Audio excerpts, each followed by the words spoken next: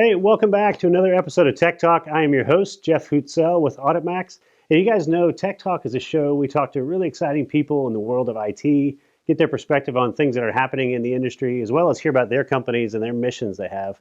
We've always got awesome guests on the show. Today is no different. We have got Robert Sheesley from the Wrench Group out of Marietta, Georgia. Robert's joining us from Pennsylvania today. He is also a finalist for the Georgia CIO of the Year Award.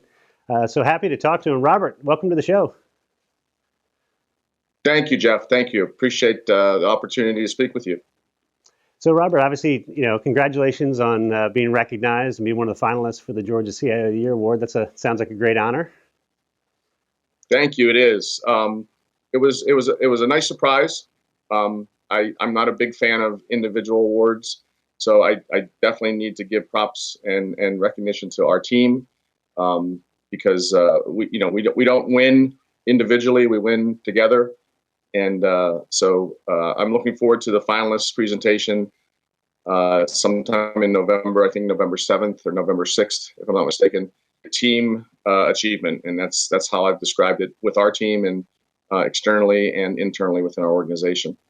Yeah, so talk about your team, the Wrench Group, a little bit, and kind of your mission, what you guys are all about. Yeah, so and I'm a big fan of Simon Sinek and the Golden Circle. I was introduced that several years ago. So we always try to begin any major initiative with defining what why means, and ultimately defining from that what the how and the what is. And our why as Wrench Group IT is that there's real value with differentiation through technology. So we believe that as we make more investments in technology in certain areas like digital transformation, cybersecurity, enterprise information management, that we can measure the value from a business perspective, and that we can punctuate that value working with the business community within Wrench. Our team is fairly lean. Wrench Group Corporate IT has 9 team members. There are extensions of our team at our various brands who have boots on the ground IT resources.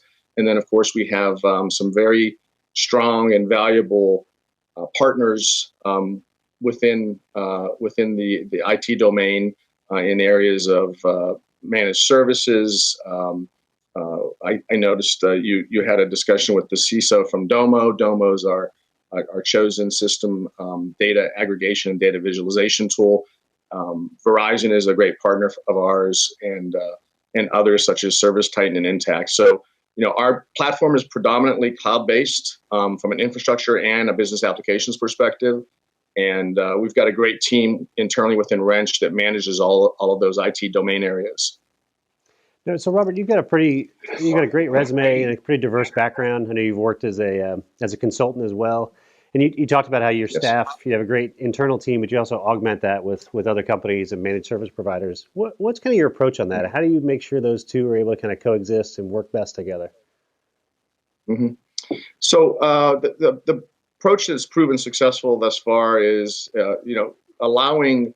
I'm a big advocate of delegation. I grew up, my first real organized experience was in athletics in high school and in college, then in the Marine Corps, and then electronic data systems. So I grew up with a lot of structure, but I think structure is very important, but I also think delegation and, pushing accountability to people is very important as well. So the folks that are in my group in Wrench IT are leaders, and I've asked them to develop relationships with our vendor community, and encourage them to explore areas that we know we want to work in, and that we know we want to evolve and advance our technology footprint in, and then develop those relationships with external parties in anticipation that at some point we're going to enter into an arrangement with a vendor that provides those services,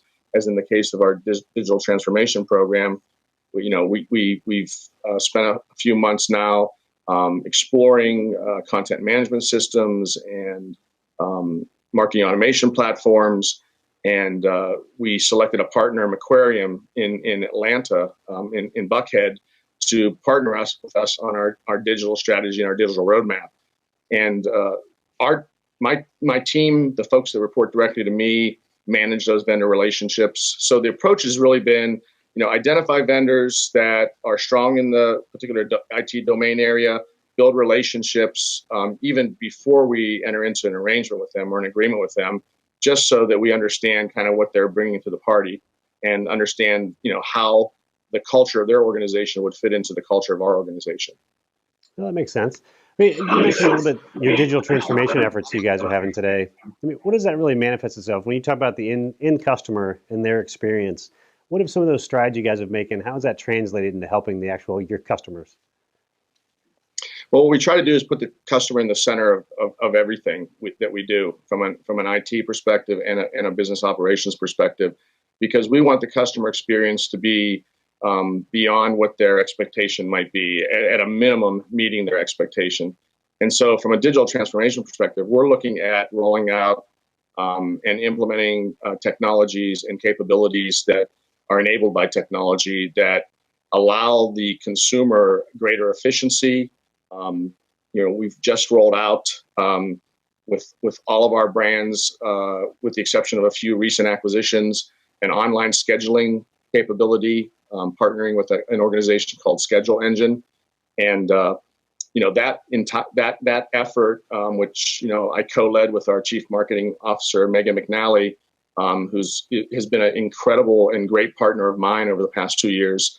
That rollout of that particular capability now puts the power in our consumers' hands and our customers' hands when they need a technician, they need an electrician, they need a plumber. All they need to do is, because a lot of us live Sure. live in this, right? All they need to do is pick up their phone and log on, not even log on, just go to the browser of our one of our brands homepages, and they can, excuse me, sorry, I should have turned that off. They can schedule appointments at their convenience based on the hours that are available in the trade that they need, whether it's plumbing, electrical, or HVAC. So we want to put the power of convenience, efficiency, quality into the consumer's hands, and this is one way that we are doing it today. Yeah. So you mentioned being able to reach out and kind of work with the other business units and the other departments. Yeah, I'm curious. You mentioned earlier about your athletic background and playing baseball, and that being a big focus when you were in college. How has that athletic background kind of shaped your view of the world and and set you up for your business career? Good question. Throughout athletics in high school and college, you're growing as a person, you're growing as an athlete. It was interesting to see the competitive nature of people. I was a highly, highly competitive young person. And whether you succeed or you fail, I think one of the lessons that you learn is, in team sports, you don't win by yourself. You have to have collaboration, especially in baseball, amongst the teammates on the field as well as off the field, because you never know when you're going to be called, even if you're not a starter, to produce. So what I've learned and my philosophy as a leader has evolved. And I think the one way I would describe it is player coach, because I do like to get my hands dirty, mostly in technology, but sometimes on the business side, which sometimes is a good thing, and sometimes I got to throttle my involvement in some of that. Right? You got to balance with the stakeholder relationships depending on who you're working with. But I think that the player coach philosophy that I've applied over the past decade or so, or more, with respect to leadership, has worked well for me. So, I get involved in some of the, for lack of a better phrase, sausage making of our technology capabilities with our team when it makes sense. And I also know kind of when to step away and focus more on the strategic side of our operation. Well, it sounds like that perspective is paying off for you guys. I know you guys are experiencing pretty significant growth, and obviously the award we mentioned early on in the show is hopefully a reflection of that. So I'm curious, Robert, again, for folks that want to learn more about you or learn more about the Wrench Group, where's a good place for them to go and find out more about you? Wrenchgroup.com is our website. That's a good place to go to learn more about us. I'm happy to offer up my email address, rsheesley@wrenchgroup.com, for folks to reach out to me directly. I am a member of Georgia CIO, so I'm trying to get more involved in some of the Georgia and Atlanta-based technology community events and organizations.